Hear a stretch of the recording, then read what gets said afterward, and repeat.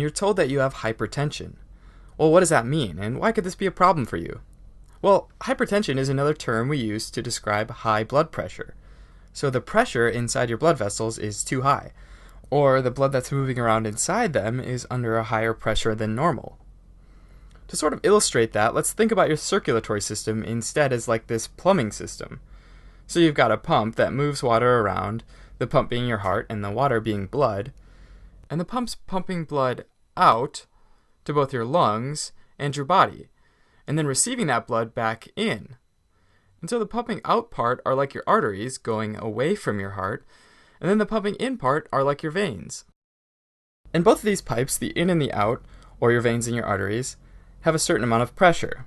So here, going out, we have arterial pressure, or pressure in the arteries, and then here, coming into the pump, we have venous pressure. Since the arterial side is what the heart's pumping out into, if the pressure on that side is too high, it gets a lot harder for your heart to pump more blood out. And usually this means that the heart has to do more work because it's pumping against higher pressures, right? Now, there are a lot of things that can make the pressure in the pipes higher, and therefore make the pump work harder. But the two main things that we're going to focus on are called flow and resistance. And the flow is how we describe the movement of a volume of fluid. So how the water moves through the pipes, or in our case, the blood circulating around the body.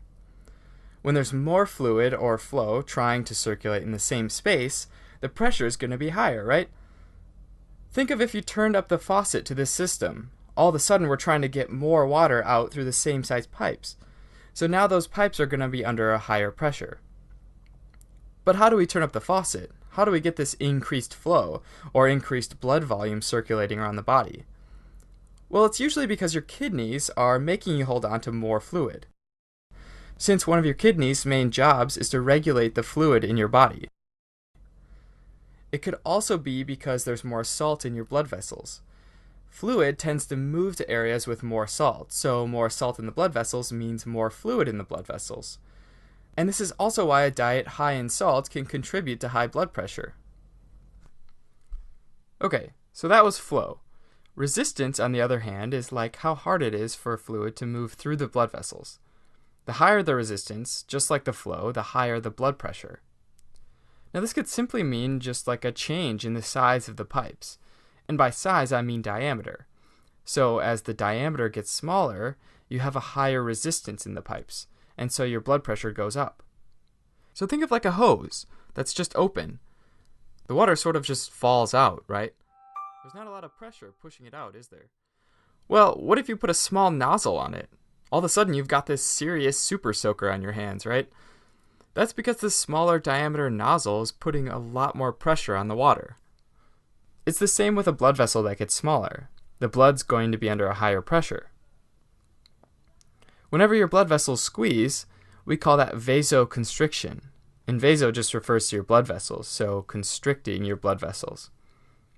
When the vessels get bigger, we call it vasodilation because they're dilating and getting bigger.